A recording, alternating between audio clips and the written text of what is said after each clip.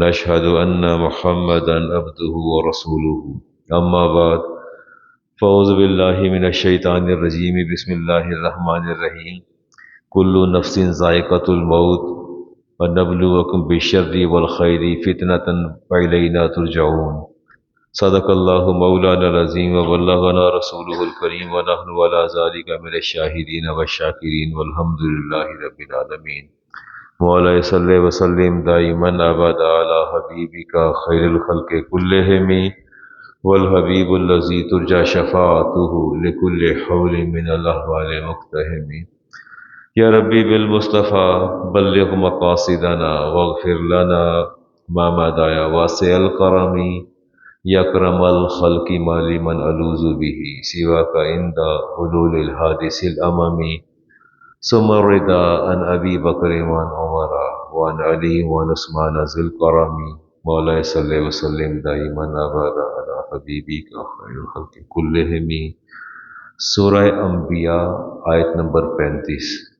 اللہ تعالیٰ ارشاد فرماتے ہیں کل نفس ذائقۃ الموت، بہرطور ہر ذات کو، ہر جان کو موت کا ذائقہ چکھنا ہے۔ وَنَبْلُوَكُمْ بِالشَّرِّ وَالْخَيْرِ، اللہ تعالیٰ فرماتے ہیں کہ ہم نے بطریق امتحان تم میں سے ہر ایک کو آزمائیں گے۔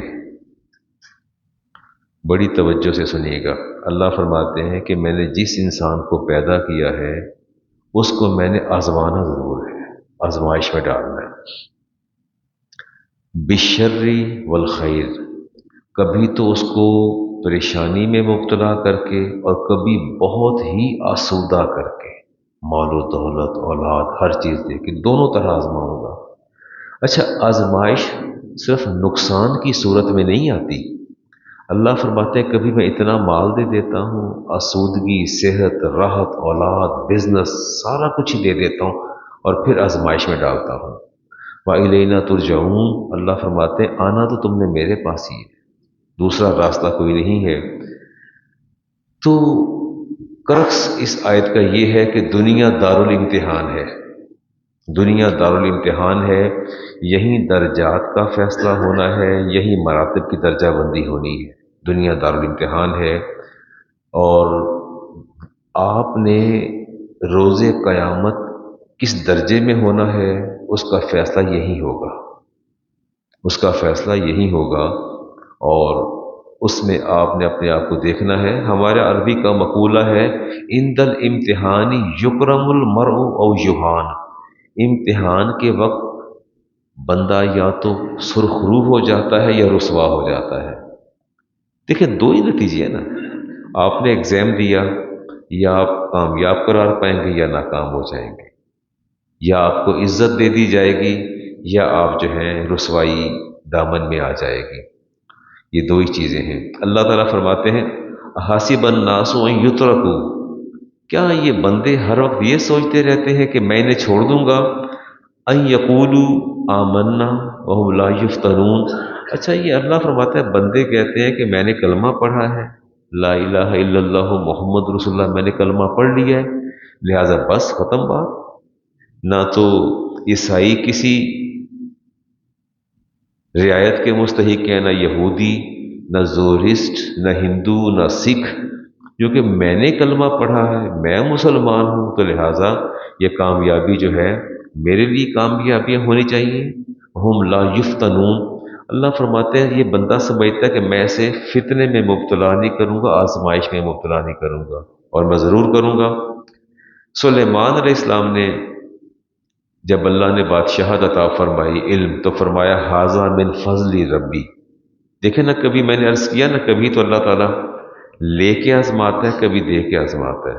بادشاہت دے دی، جنات غلام کر دیے، جانوروں کی، پرندوں کی زبانیں سکھا دی، ہوا کو مسخر کر دیا، سارا کچھ ہی کر دیا، اور پھر آپ نے کیا کہا؟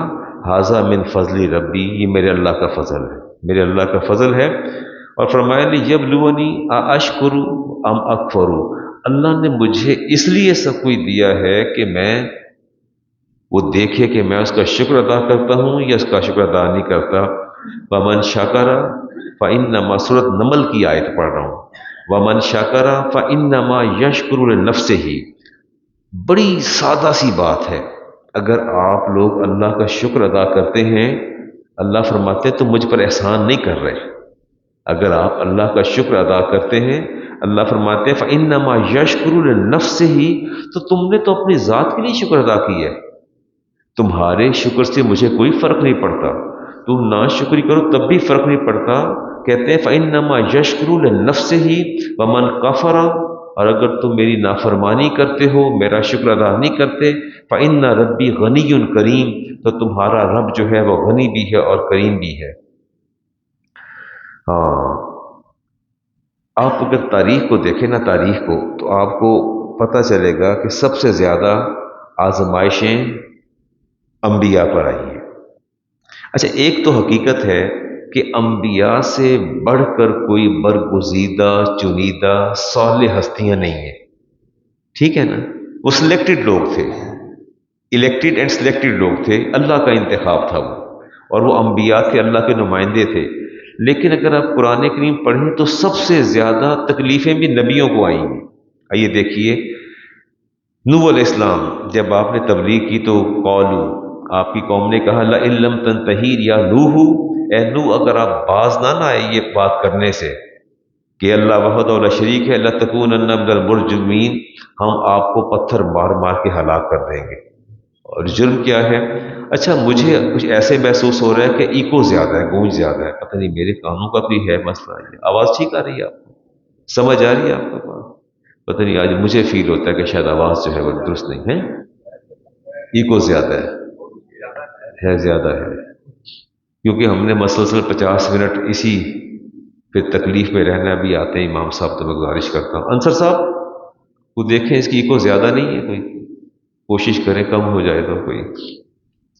اور شعیب علیہ السلام نے جب کہا نا کم تولا کرو، تو انہوں نے کیا کہا لَنُخْرِجَنَّكَ یا شعیب والذین آمنوا معک، شعیب باز آ جاؤ، ہم کم تولتے ہیں، تولنے دو، اگر آپ باز نہیں آئیں گے تو ہم آپ کو بھی نکال دیں گے اور آپ کی قوم کو بھی نکال دیں گے۔ یہ دھمکیاں دی آگے۔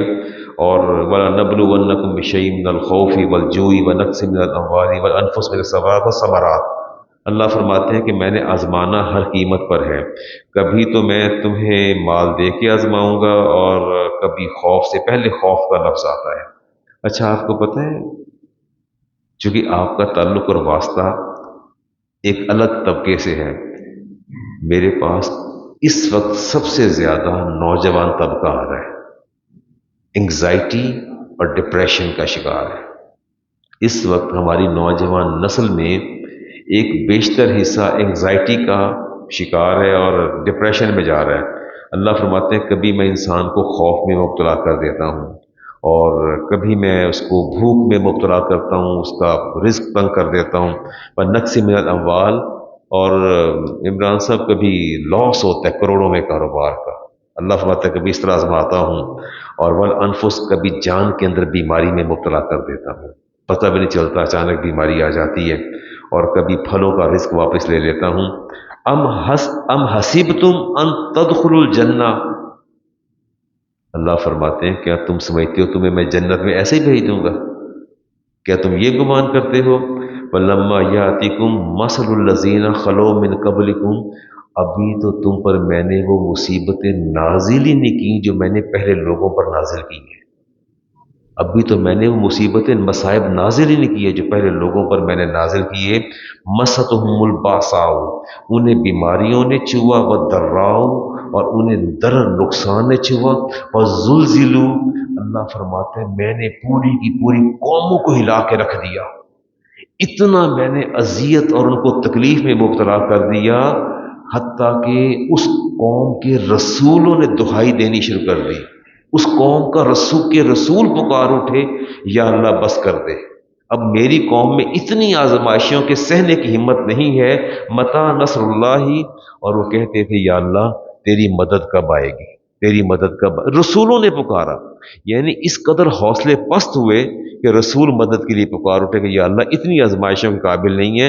اللہ فرماتے ہیں کہ میں نے تمہیں ابھی اتنی وہ تکلیف دی نہیں جو میں نے پہلے لوگوں کو تکالیف دی ہیں، چھوٹی چھوٹی باتوں پر ہم ذرا سی تکلیف آ جاتی ہے، 2-3 سال بچہ پیدا نہ ہو تو قیامت ٹوٹ پڑتی ہے۔ کوئی ابراہیم علیہ السلام کو تو جا کے پوچھے نا کہ 86 سال انتظار کیا ہے، ان سے تو جا کے پوچھے نا۔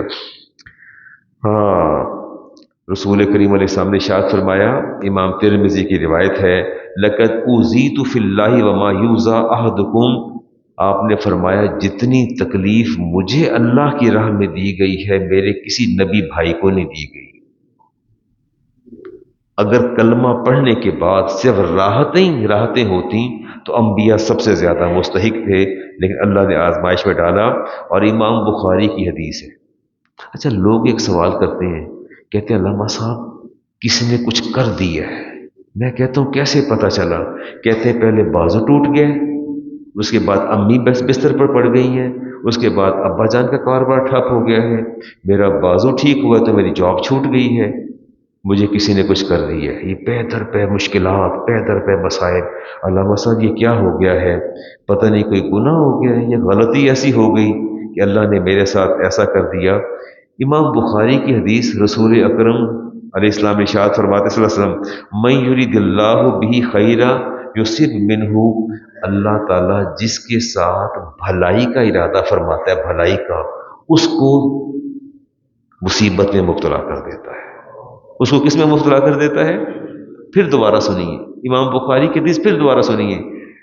ڈاکٹر صاحب آپ بھی سماعت فرمائیے، دوبارہ سماعت فرمائیے۔ آپ نے فرمایا کہ اللہ من یرید اللہ بہ خیرا، اللہ جب جس بندے سے بھلائی کا ارادہ کرتا ہے، یصب منہ، اس کو مصیبت میں مبتلا کر دیتا ہے۔ اب آپ کیسے کہیں گے کہ میرے سے گناہ ہو گیا؟ ایسا نہیں ہوتا، ایسا نہیں ہوتا، آزمائشیں ویسے بھی تو آ جاتی ہیں۔ اور اگلی حدیث، اذا اراد اللہ بعبدہ الخیر، اللہ تعالی جب کسی سے بھلائی کا ارادہ کرتا ہے، اجل بہ لہ العقوبہ فی الدنیا، تو اس کو دنیا کے اندر فوراً مصیبت میں مبتلا کر دیتا ہے۔ میرے ہاں پیمانہ کچھ اور ہے، آپ کا پیمانہ کچھ اور ہے۔ نمازیں 5، چھٹی تہجد، تسبیحات اور آد و وظائف، رزق حلال، صوم کی پابندی، شب بیداری، حسن خلق، ان ساری خوبیوں کے بعد اب ہم سمجھتے ہیں کہ اب آسمان سے نعمتوں کی برسات ہوگی اور راحتیں ہی راحتیں۔ اپنے بھی 3-4 بیٹے، وہ بھی آسودہ، بزنس بھی بہت اچھا، بیٹے کی شادی کی، پہلے ہی اس کا بھی بیٹا پیدا ہو گیا، دوسرے کی اس کا بھی بیٹا پیدا ہو گیا، اس کا بھی کاروبار اسٹیبلش، اس کا بھی اسٹیبلش۔ ہم سمجھتے ہیں کہ یہ اللہ کا بڑا کرم ہو گیا۔ اللہ فرماتے ہیں جب جس کے ساتھ بھلائی کا ارادہ کرتا ہوں اس کو فوراً مصیبت میں مبتلا کر دیتا ہوں۔ نبی کریم علیہ السلام کے پاس ایک شخص حاضر ہوا، پیشانی سے خون بہہ رہا تھا۔ آپ نے پوچھا یہ کیا ہوا ہے؟ کہنے لگا جی میں ایک جگہ پر تھا تو اتفاق سے ایک خاتون وہاں موجود تھی، اس کو دیکھ کے میری نیت اور ارادہ بدل گیا اور میں کچھ کرنے کے لیے اس کی طرف بڑھا، ہم دونوں اکیلے تھے، لیکن اچانک مجھے اللہ کا خوف میرے دل میں آیا، میں تیزی کے ساتھ جب پیچھے مڑا اندھیرا تھا، ستون سامنے تھا، مجھے ٹکر لگی، ٹکرایا، میرا سر پھٹ گیا ہے۔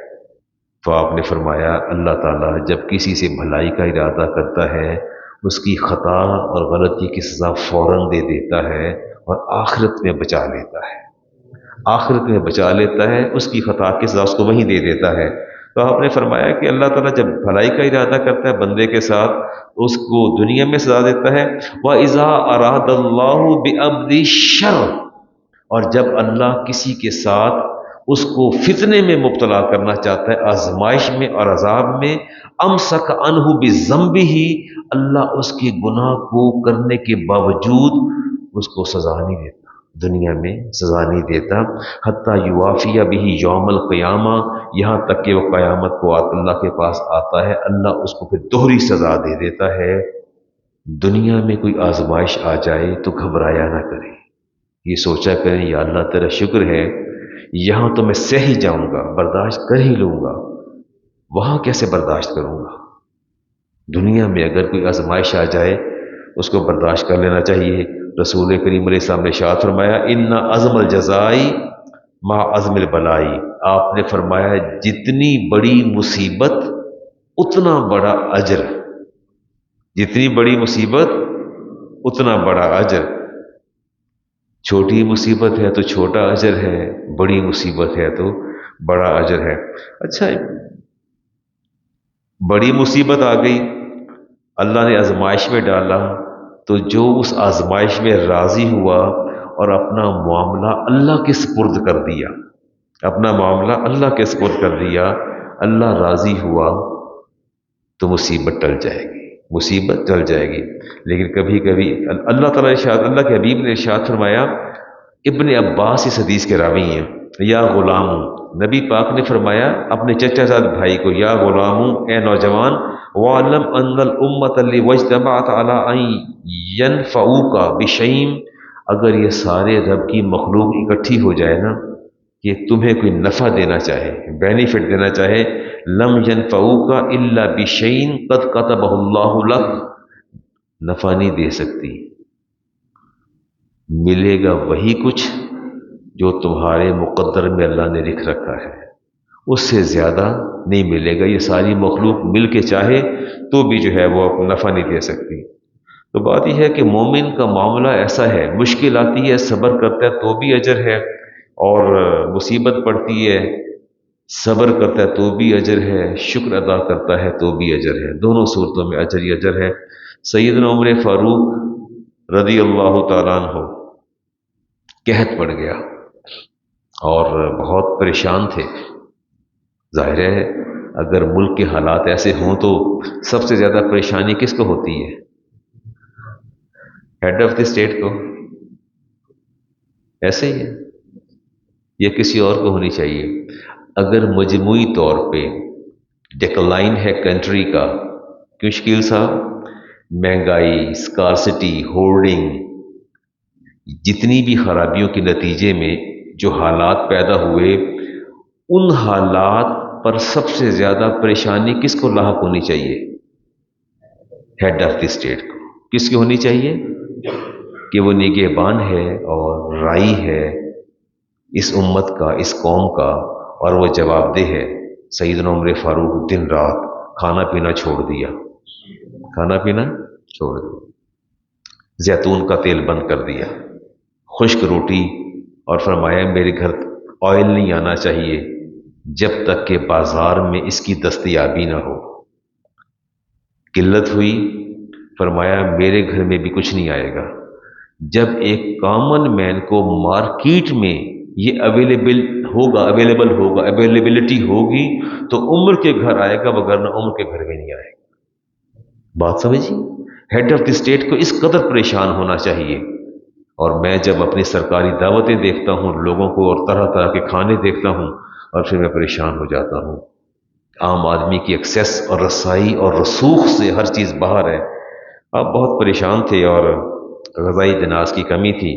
بلال ابن حارث کو نبی کریم علیہ السلام خواب میں تشریف لائے اور کہا کہ بلال کیا حال ہے؟ عرض کیا رسول اللہ ٹھیک ہوں۔ فرمایا میں تو عمر کو بڑا سمجھدار سمجھتا تھا، میں تو عمر کو بڑا سمجھدار سمجھتا تھا، لیکن مجھے افسوس ہے۔ مجھے کیا ہے؟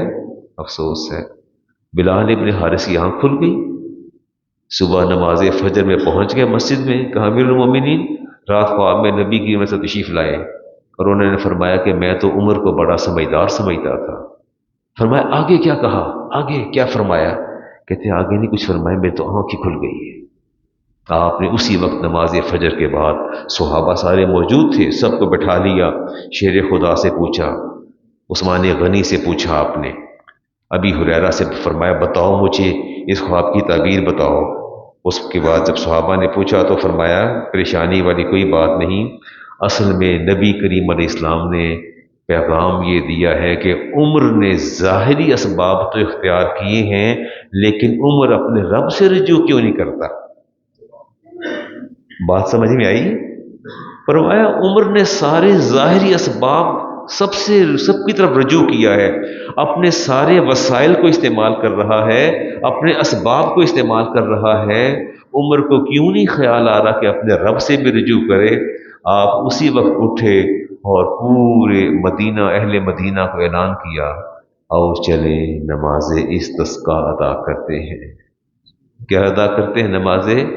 نماز استسقا ادا کی تو بارش بھی ہوئی، مدینہ میں جل تھل بھی ہوا، اور پھر قحط سالی بھی ختم ہو گئی۔ جہاں ہم ظاہری اسباب اختیار کرتے ہیں وہاں ہمیں اللہ کی طرف بھی رجوع کرنا چاہیے، مالک کی طرف بھی رجوع کرنا چاہیے۔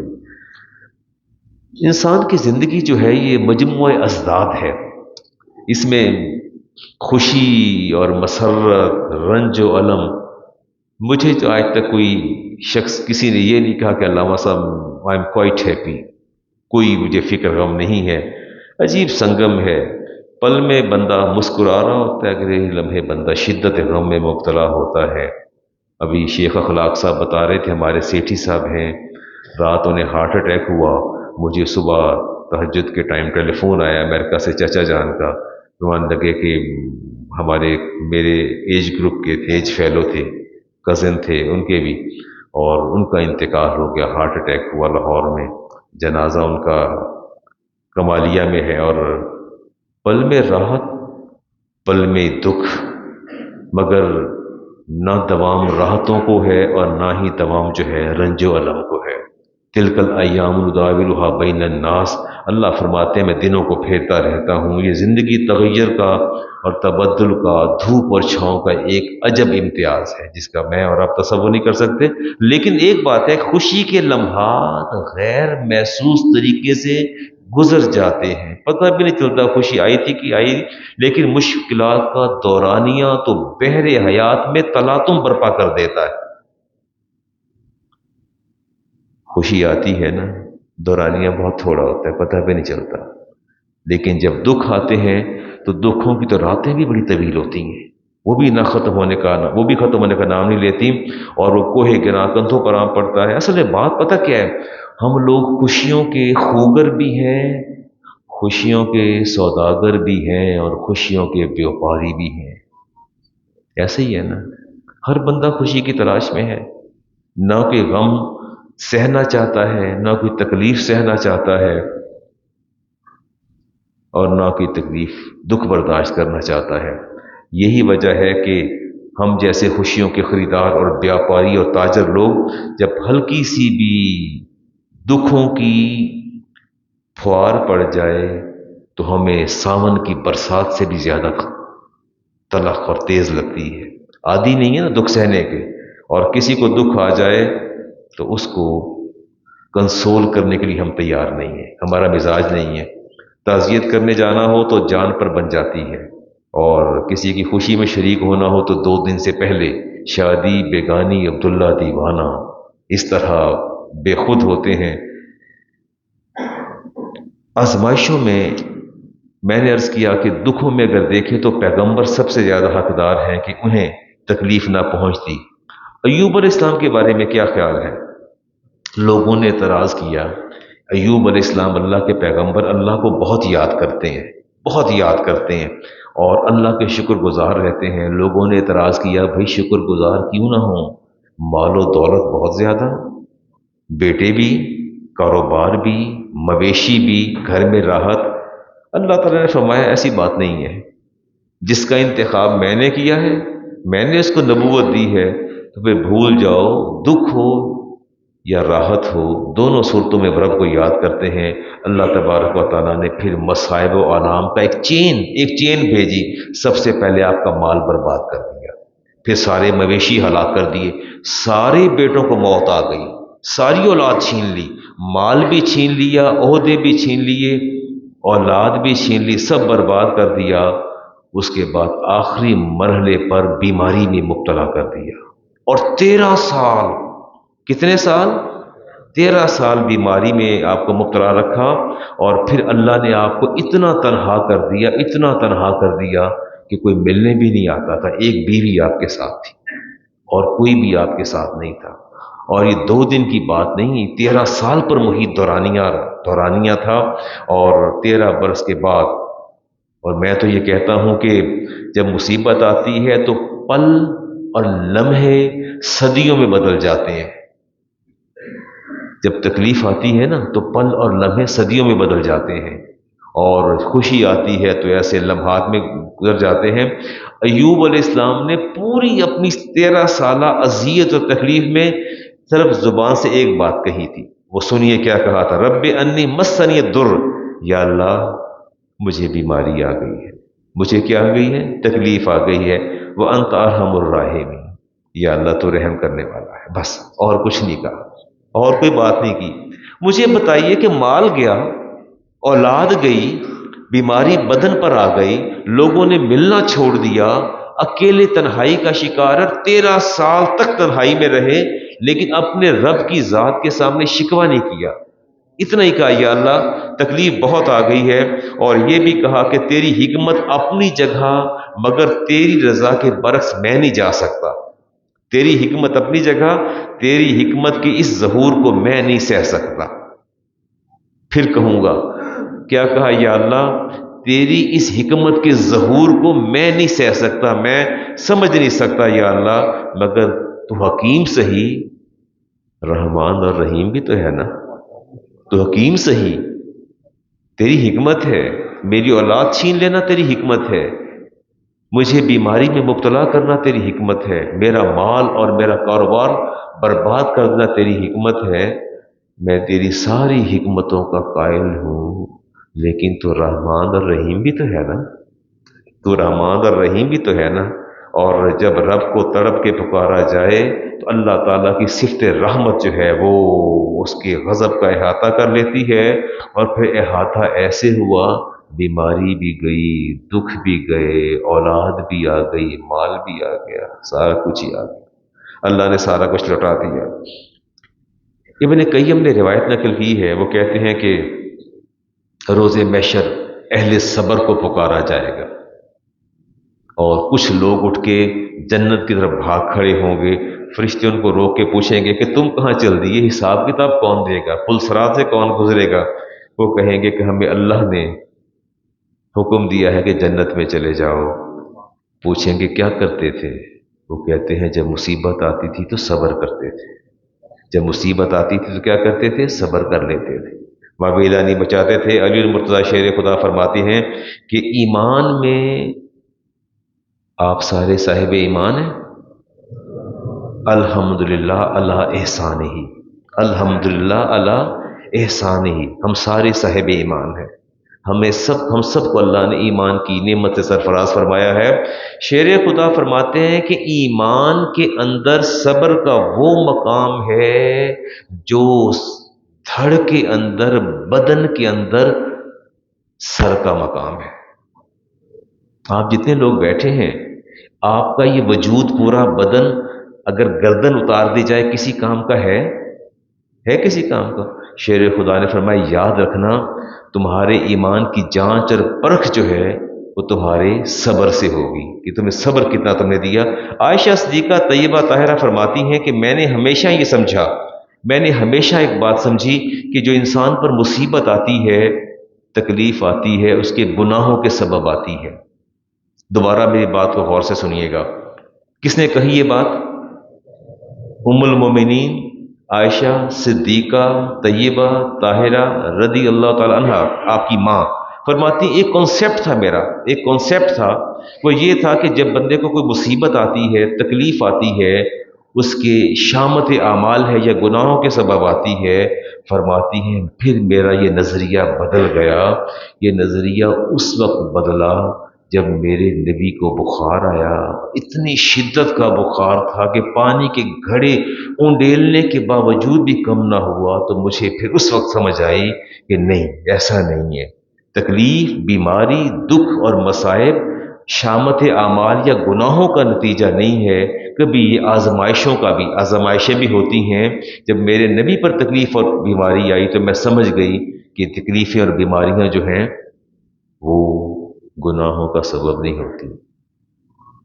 میں نے خود اپنے کانوں سے سنا، اندر بیٹھ کے عیادت کرتے ہیں، اندر بیٹھ کے عیادت کرتے ہیں مریض کی، میرے ساتھ بیٹھ کے اللہ صحت دے، تندرستی دے، بڑے اچھے اچھے کلمات کہہ کے، دل آویز کلمات کہتے ہیں، اور جب باہر نکلتے ہیں کہتے ہیں علامہ صاحب پھر جڑے کم کرتوت نے وہ تو ہونا ہی سی نا سارا کچھ، ایویں تو نہیں نہ ہویا، کہ کم ہی ہو جیسا تے کچھ نہ کچھ اتنا ہونا سی۔ تو میں کہ آپ نے نتیجہ اخذ کر لیا کہ جو ان پر تکلیف آئی ہے ان کے اعمال کے سبب آئی ہے؟ میں کہ آپ نے بڑی جلدی نتیجہ اخذ کر لیا۔ تو میں نے کہا لگتا ہے غیب سے کچھ مضامین اور خیال جو ہے وہ آپ کے ذہن میں آ رہے ہیں، آپ کو غیب کا علم ہو گیا۔ کیسے آپ کہہ سکتے ہیں کسی کو تکلیف آئی تو وہ اس کے گناہوں کا سبب ہے؟ مومن مسلمان کے بارے میں حسن ظن رکھا کریں، ایسی بات نہیں ہے کہ وہ اس کو تکلیف، اس کی بیماری جو آئی ہے اس کے بدعمالیوں کے سبب آئی ہے۔ دو حدیث لے کے جی کچھ چلتا ہوں ابراہیم علیہ السلام کی طرف۔ جب بندے کو تکلیف آتی ہے جی، حدیث کے بعد آگے چلتا ہوں جی، ان العبد اذا ماردا، بندہ جب کیا ہوتا ہے؟ ماردا، مریض ہوتا ہے، بیمار ہو جاتا ہے، اوحى اللہ الی الملائکہ، اللہ فرشتوں کو وہی بھیجتے ہیں، یا ملائکتی، اے میرے فرشتوں، انا قیدت عبدی بقیدی من قیودی، فرمایا میں نے اسے آزمائشوں کے بندھنوں میں سے ایک بندھن کے اندر مقید کر دیا ہے۔ کون یہ کہتا ہے؟ کس سے؟ اللہ فرماتا ہے میرے فرشتوں، میں نے اس بندے کو آزمائشوں کے بندھن میں سے ایک بندھن کے اندر مقید کر دیا ہے۔ فَإِنْ اِقْبَضَهُ، اگر میں نے اس کی روح قبض کر لی، اغفر لہ، تو پھر اس کو بخش دوں گا، کیا کر دوں گا؟ اور اگر میں نے چھوڑ دیا، وَإِنْ أُعَافَاهُ فَحِينَئِذٍ يَقْعُدُ وَلَا ذَنبَ لَهُ، اور اگر میں نے اسے چھوڑ دیا تو پھر زمین پر یوں چلے گا جیسے اس پر کوئی گناہ کا بوجھ نہیں ہے۔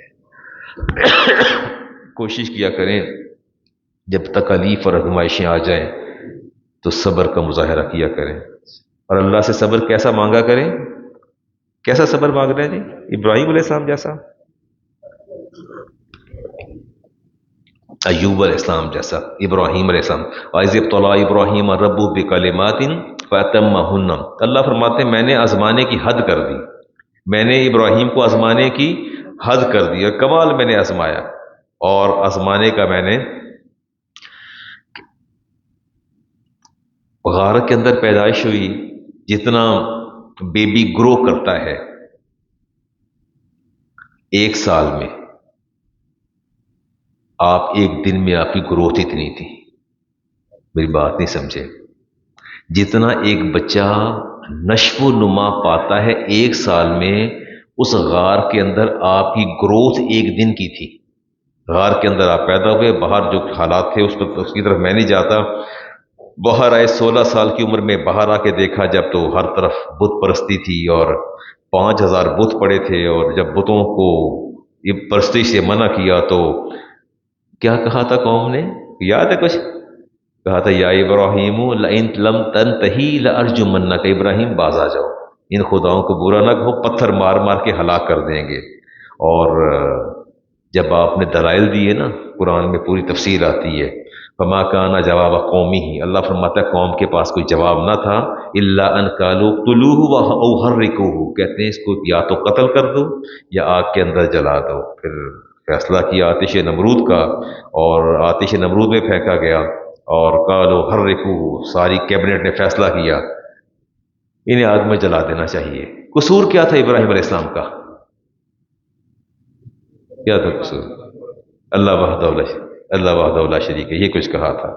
چلیں جی، اس مصیبت سے نکل آئے تو انہوں نے وہاں سے شہر بدر کر دیا، اپنا وطن سب کو چھوڑ دیا، اور پھر شادی ہو گئی۔ شادی کے بعد 2-3 مہینے، شادی کو بھی 2-3 مہینے گزرتے ہیں تو ساتھ ہی جو بہت ہی قریبی رشتہ دار پوچھتے ہیں، گھر میں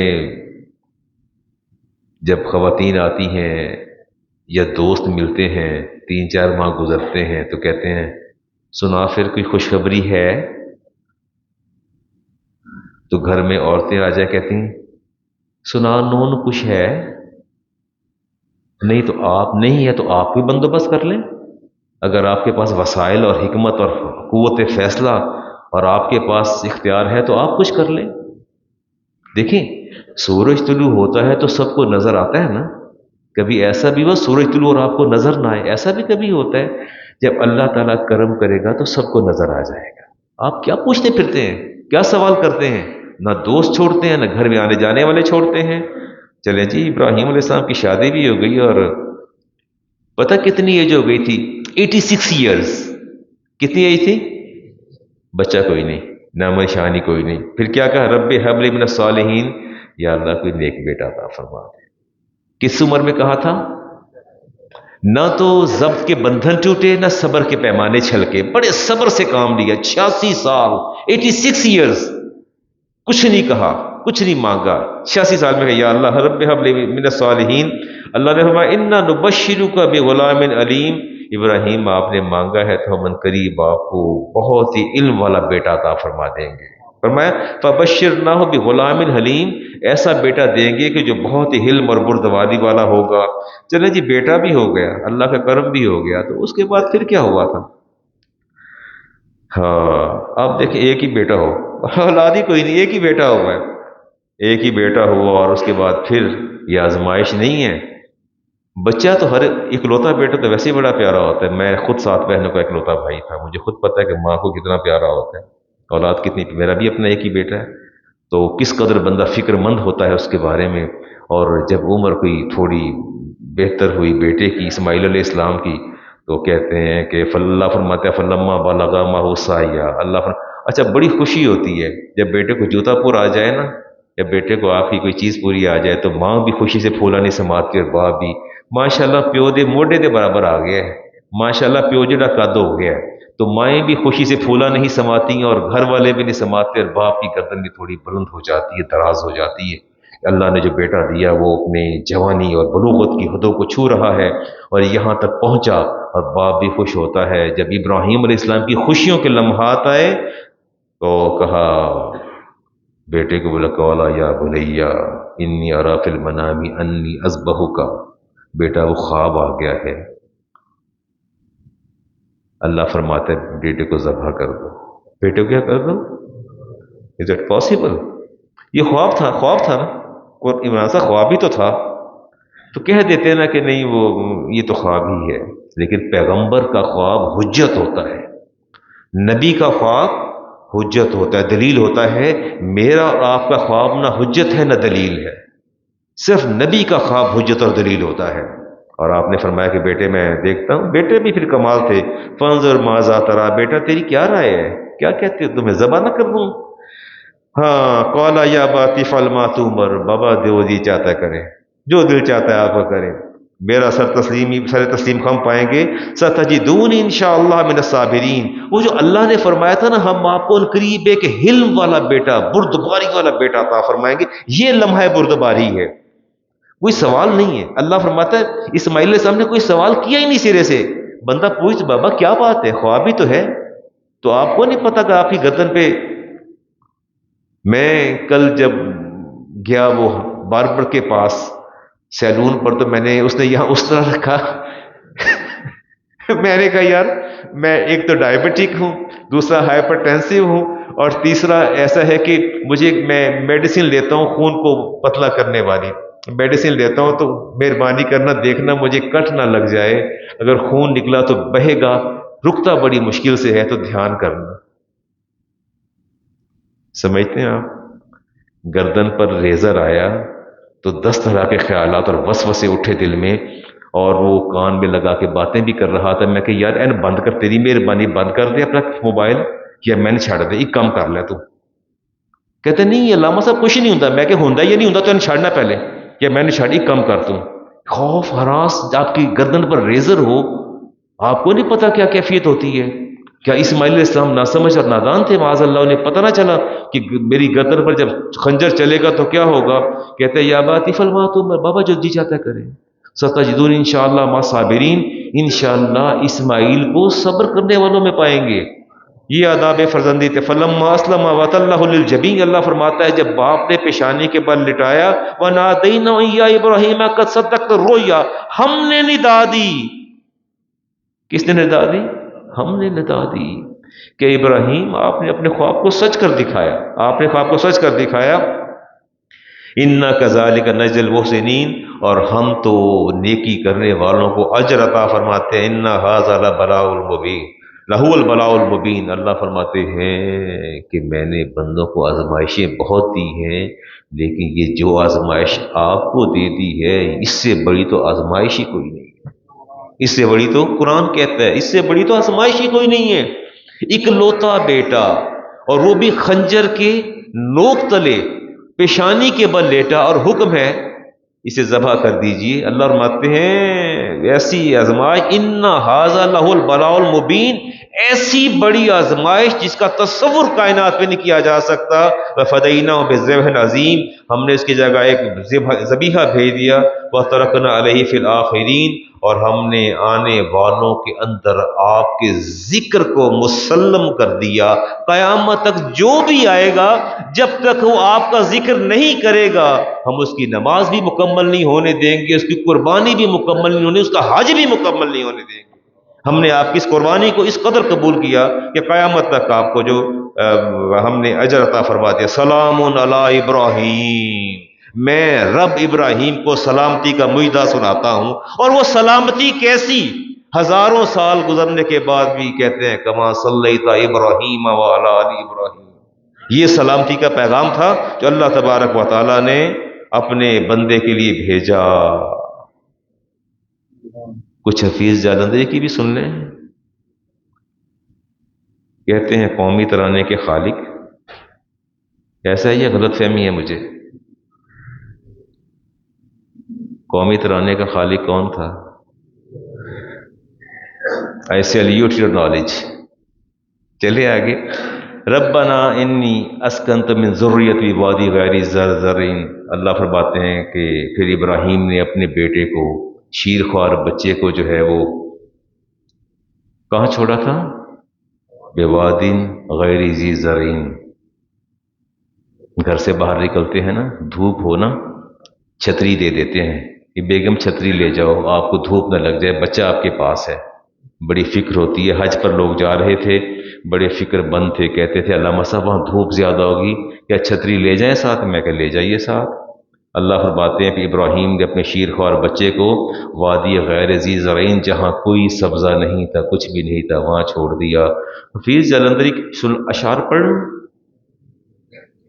کہتے ہیں خدا کا قافلہ جو مشتمل تھا 3 جانوں پر، معزز جس کو ہونا تھا زمین و آسمانوں پر، چلا جاتا تھا اس تپتے ہوئے صحرا کے سینے پر، جہاں دیتا تھا انسان موت کو ترجیح جینے پر۔ وہ صحرا، یہاں صحرا ہی صحرا تھا، چٹانیں ہی چٹانیں تھیں، جناب ہاجرہ یا ایک بچہ، بس 2 ہی جانیں تھیں۔ چشم تصور میں لائیں کہ آپ کا اپنا بیٹا، شیر خوار بچہ، اور آپ کی جوان کی بیگم، دونوں کو ایسے وادی غیر ذی زرع میں چھوڑ کے آپ چل پڑے۔ فرماتے ہیں کہ وہ صحرا جس کا سینہ آتشی کرنوں کی بستی ہے، وہ مٹی جو سدا پانی کی صورت کو ترستی ہے، نہ دانا تھا نہ پانی تھا، بھروسہ تھا فقط رب پر۔ اسے کہتے ہیں توکل اللہ، اسے کیا کہتے ہیں؟ توکل اللہ۔ پڑی جب دھوپ کی گرمی تو جاں آنے لگی لب پر۔ ابراہیم علیہ السلام جب چلے تھے نا چھوڑ کے، اونٹنی موڑی نا، بیوی کو اتارا، ہاجرہ کو اتارا، چلے نا، تو آپ پیچھے دوڑی، جا کے دامن پکڑ لیا، ابراہیم علیہ السلام کا دامن پکڑ لیا، فرمایا الی من تکلنا، یہ ہمیں کس کے سہارے چھوڑ کے جا رہے ہیں؟ کہاں چل دیے آپ؟ لائے کس لیے؟ چھوڑ کے کہاں جا رہے ہیں؟ فرمایا بحکم رب، میرے رب کا یہی حکم ہے۔ 2 لفظ کہے، میرے رب کا یہی حکم ہے۔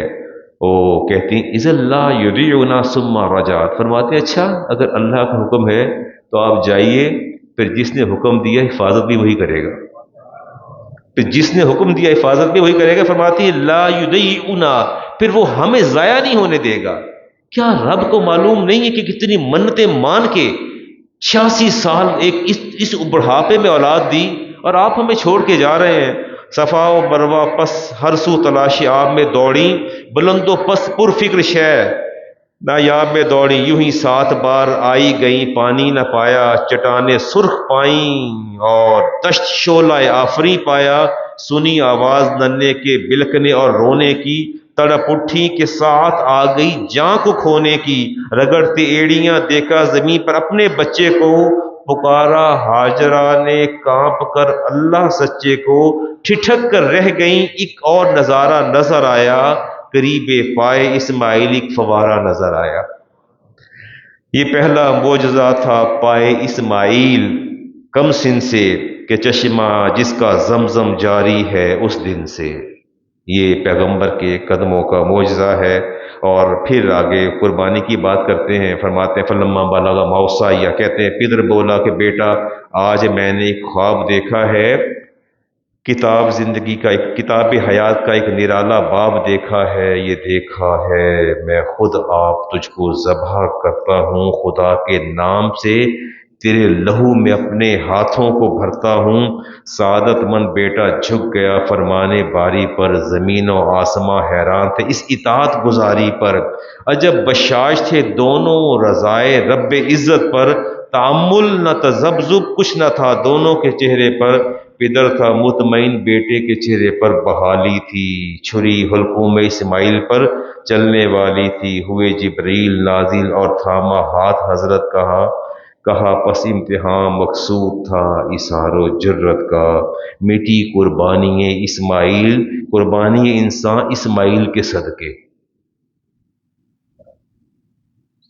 کیا خیال ہے اگر ابراہیم علیہ السلام اپنے بیٹے کو ذبح کر دیتے تو آپ نے آج بکرا ذبح کرنا تھا، دمبا کرنا تھا؟ نہیں، وہ کہتے ہیں نہیں ایسا نہیں ہوا، میٹھی قربانی انسان اسماعیل کے صدقے سے حیات نو ملی، ایمان کی تکمیل کے صدقے سے۔ نبی کریم علیہ السلام نے ارشاد فرمایا جتنی بڑی مصیبت اتنا بڑا اجر، اتنا بڑا اجر۔ اللہ سے دعا کی تھی رب حبلی حکمہ، یا اللہ مجھے علم و عمل میں کمال عطا فرما دے، قرآن کی بات دعا مانگی ابراہیم علیہ السلام نے، وَالْحِقْنِي بِالصَّالِحِينَ، یا اللہ مجھے صالحین کے ساتھ ملا دینا، وَاجْعَل لِّي لِسَانِ صِدْقٍ فِي الْآخِرِينَ، اور یا اللہ میں تو اسے ایک ہی دعا مانگتا ہوں، سب کوئی تیرے راستے میں قربان کر دیا، قیامت تک جو تیرے بندے اہل ایمان آئیں گے ان سب کی زبانوں پر میرا ذکر جاری فرما دے۔ یہ دعا قبول ہوگی؟ ہوگی؟ کیسے ہو گئی؟ چلے درود پاک پڑھنے سے، اور یہ ذکر ہمیشہ سے جاری ہے اور جاری رہے گا۔ میں اپنی گفتگو کو سمیٹتا ہوں جی، اور کچھ دو چار باتیں اور آپ پاس کر لیں۔ A young guy, Hassan, son of Dr. Faisal, rahmatullahi ta'ala alayh, he raised a question a week ago. آزمائش، میں بتاؤں آزمائش کیسے ہوتی ہے؟ یہ دیکھیں آزمائش ہے۔ وہ کہتے ہیں جی اپنا ظاہر ہے جسٹ لائک مائی سن، کہتے ہیں کہ علامہ صاحب از ROI حرام اور حلال، you no return on investment, ROI is return on investment, return on investment. Basically if I buy a property, let's say I bought the property for 20 million، میں نے 10 million کی ایک پراپرٹی، سنیے غور سے سنیے گا بڑی توجہ کے ساتھ، کہتے ہیں جی میں نے، بچہ کہتا ہے جی میں نے علامہ صاحب ایک پراپرٹی لی ہے 20 ملین کی، now I'll keep on getting back some percentage of what I spent till I get possession of my property۔ وہ کہتے ہیں جی بات یہ ہے پراپرٹی لی میں نے 2 کروڑ کی یا 20 ملین کی پراپرٹی لی ہے، پراپرٹی کے عوض مجھے ہر مہینے 1% جو ہے وہ مجھے اس کی پے بیک کرتی ہے کمپنی ہے جسے بھی میں نے پراپرٹی لی۔ آگے کہتے ہیں when I get possession of my property، اور 2 سال 1.5 سال بعد جب مجھے پراپرٹی کا قبضہ ملتا ہے I'll have half or almost half of the amount which I spent back in my account۔ دیکھیں دوبارہ سمجھاتا ہوں، آپ نے 2 کروڑ کی پراپرٹی لی، خریدی آپ نے، انہوں نے کہا جی پوزیشن آپ کو دیں گے ہم 2 سال کے بعد، کب دیں گے؟ 2 کروڑ کی پراپرٹی پر وہ منتھلی آپ کو پرسنٹیج دے، عمران صاحب منتھلی آپ کو پرسنٹیج دے رہے ہیں، 2 سال کے بعد پراپرٹی کا پوزیشن آپ کے پاس آتا ہے، اس میں بچہ کہتا ہے کہ علامہ صاحب میرے جو ہر مہینے مجھے پروفٹ دیتے تھے تقریباً ہاف، اس پراپرٹی کا ہاف میرے اکاؤنٹ میں آ جاتا ہے، اور اس کے بعد اگلا فائدہ مجھے یہ پہنچتا ہے until then the rate of my property will be doubled۔ 2 سال بعد پراپرٹی کا ریٹ ڈبل ہو جاتا ہے، آدھے پیسے میرے اکاؤنٹ کے اندر آ جاتے ہیں۔ نہیں بات نہیں سمجھ میں آئی؟ دوبارہ سمجھا دوں، آپ کی نمازوں سے زیادہ ہی حلال اور حرام کا امتیاز ہے۔ آدھے پیسے بھی تقریباً ہاف آف دا اماؤنٹ جو ہے وہ میرے اکاؤنٹ میں واپس بھی آ گئی ہے، 2 سال بعد پوزیشن بھی مل گیا ہے، اور پراپرٹی کی ویلیو بھی کیا ہو گئی ہے، ڈبل ہو گئی ہے۔ بچہ پوچھتا ہے until then the rate of the property will be double too, either it is permissible or impermissible, either it is حرام اور حلال۔ اپنے بھی خفا مجھ سے بیگانے بھی نہ خوش، میں زہر ہلاہل کو کبھی کہہ نہ سکا قند۔ مجھے لوگ غصے کی نگاہوں سے دیکھتے ہیں، مجھے محفلوں میں نہیں بلاتے، مجھے پروگرام میں نہیں بلاتے، لوگ کہتے ہیں نہیں اس کو نہیں بلانا، میری باتیں نہیں سنتے لوگ۔ ظاہر ہے اتنا فائدہ 2 سال بعد، آدھی 2 کروڑ کی پراپرٹی ہے، آدھی اماؤنٹ اکاؤنٹ کے اندر آ جائے، پراپرٹی ڈبل ہو جائے، آپ کو اور کیا چاہیے؟ کیا خیال ہے؟ میرے 2 سوال آپ سے ہیں، وہ جو آپ نے 2 کروڑ یا 20 ملین جتنا بھی جمع کروایا ہے، وہ پراپرٹی کے مالک آپ بنے کہ نہیں بنے؟ آپ نے مجھے اس کی قیمت پے کر دی ہے، کر دی ہے پے آپ نے، ٹھیک ہے، کمپلیٹ آپ نے پے کر دیا، آپ اس کے مالک ہیں یا نہیں ہیں؟ وہ میں نے آپ کا پیسہ کیوں روک کے رکھا، پراپرٹی آپ کے ہینڈ اوور کیوں نہیں کی میں نے؟ وہ پیسہ میرے پاس قرض ہے یا امانت ہے، وہ ہے کیا؟ اس کا مالک میں ہوں یا آپ ہیں؟ کون اس کا مالک ہے؟ اور اس 2 کروڑ یا 20 ملین کے بدلے ہر مہینے جو آپ پیسہ وصول کریں، وہ پیسہ کس قیمت پہ ہے؟ وہ کیوں وصول کر رہے ہیں؟ اس کا جواب دیں۔ نہیں سمجھ آ رہی بات کی؟ کلو قرض جرا منفعتا فہو ربا، میرے نبی نے فرمایا ہر وہ قرض جو نفع کھینچ کے لے آئے وہ سود اور حرام ہے۔ آپ خود ایویلیویٹ کیجئے کہ پراپرٹی بھی آپ وصول کر رہے ہیں 2 سال کے بعد، اور 2 سال آپ اسے پرسنٹیج بھی وصول کرتے رہے، پرسنٹیج کس قیمت پہ آپ نے لی ہے؟ آپ بتائیے حلال ہے یا حرام ہے؟ فیصلہ میں آپ پہ چھوڑتا ہوں۔ میں نے تو کہہ دیا نا کہ مجھ سے سارے خفا رہتے ہیں، یہ جائز، میرے نزدیک یہ جائز نہیں۔ It is impermissible. It is the form of interest. It is a form of interest. What a beautiful name, ROI. Attraction دیکھیں ROI. So what is ROI? Return on investment. Is it investment? دیکھیں آپ یا تو مجھ سے پیسے لیں 20 کروڑ، مجھے بتائیں کہ مولانا آپ سے ہم نے 2 کروڑ لیا یا 20 ملین لیا، اس کو ہمارا جوائنٹ اس میں پارٹنرشپ ہے، ہم نے بزنس کیا ہے، یہ فلاں بزنس ہے، اس بزنس کے اندر آپ کا اتنا شیئر ہے، میرا اتنا ہے، یہ پروپورشن ہے، یہ ریشیو ہے، پروفٹ لاس دونوں میں ہم برابر کے شریک ہیں، یا تو مجھ سے یہ بات کیجیے۔ آپ نے کہا کہ یہ پراپرٹی آپ کی ہے تو آپ نے کاہے کو رکھی ہے، اور وہ جو پیسے دے رہے ہیں وہ کس حساب میں دے رہے ہیں؟ ڈکلیئر نہیں ہے چیزیں، ڈکلیئر نہیں ہے، کلیئر نہیں ہے چیزیں، اور جہاں ابہام ہو، ایمبیگیٹی ہو، وہ درست نہیں ہے۔ میں تو اس کو جائز نہیں کہتا۔ کیا کرایہ؟ اس کو دے دیں، اس کو کرایہ دیں نا، ڈکلیئر کریں نا، ڈکلیئر کریں، لیکن جب کرایہ مقرر کریں گے اس پر کرایہ نامے کی شرائط بھی تو لاگو ہوں گی نا، ویئر اینڈ ٹیئر بھی اس پر لاگو ہوگا، اس میں 10% ہر سال اس میں اضافہ بھی ہوگا، وہ کرایہ نامہ کی ڈیٹ تو الگ سے لکھی جائے گی، مگر وہ کہتے ہیں کہ پراپرٹی آپ کی ہے، پر پوزیشن جو ہے وہ نہیں دینا، پوزیشن نہیں دینا آپ کو، پیسے لے لیے پر دے are not ready to give you position, position دینے کو تیار نہیں ہے، وہ ٹھیک نہیں ہے جی۔ اوہو، چلے جی، وہ ایک سوال اور ہے وہ بھی آپ کو بتا دیتا ہوں۔ وہ کہتے ہیں جی کہ it is said that Satan sits on the sole of shoes that are left facing upward, کہتے ہیں جتی جی پٹھی ہو جائے نا تو شیطان آ کے بہ جاتا ہے۔ یہ کوشچن دیا کسی نے، نہیں سمجھے؟ یہ سب کوشچن ہے، کہتے علامہ صاحب، وہ کہتے ہیں جی وہ جوتا اگر الٹ ہو جائے، کیا ہو جائے؟ جب آپ جوتا جلدی میں اتارتے ہیں نا تو سم ٹائم وہ اس کا فیس اپورڈ ہو جاتا ہے، ایسا ہی ہوتا ہے نا، تو کہتے ہیں کہ ہم نے سنا یہ ہے کہ اس کے اوپر شیطان آ کے بیٹھ جاتا ہے، اور جب آپ سیدھا وہ کرتے ہیں تو پھر وہ آپ کے اندر منتقل ہو جاتا ہے۔ اگلا سٹیپ مجھے پتہ نہیں لکھا کہ جوتا سیدھا کرنے کے بعد شیطان کہاں جاتا ہے، but I think it is a commonly held belief, یہ کامنلی ایک بلیف سا ہے، اور it is only just superstition, nothing at all جی، اور اس کے علاوہ کچھ نہیں ہے جی۔